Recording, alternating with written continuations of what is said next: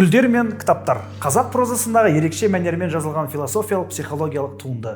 Дидар Амантайдың бұл еңбегі терең ой мен нәзік сезімді қатар өрбітіп, рухани ізденістің, жалғыздық пен жанның күйзелісін көркем тілмен бейнелейді. Автордың стилі ішкі монолог пен эссеистикалық баяндау арқылы адам санасындағы аласапыран күйді, рух пен материалдық өмір арасында қарама-қайшылықты ашуға бағытталған.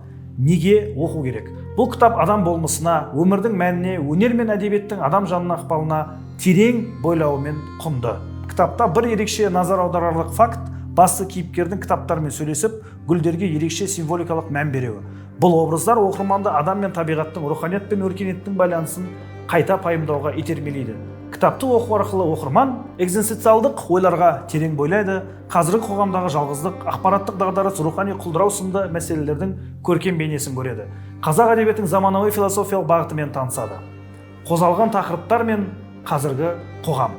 Кітаптағы жалғыздық, рухани бос кеңістік, шынайылық пен жалғандықты ажырату тақырыптары бүгінгі қоғамда өзектілігін жоймаған. Әлеуметтік желілерде тәуелділік, шынайы қарым-қатынастың сүйреуі, адамдардың тұтынушылық өмір салтына тәуелділігі, осының бәрі кітаптағы кейіпкерлер бейнесінде көрініс табады.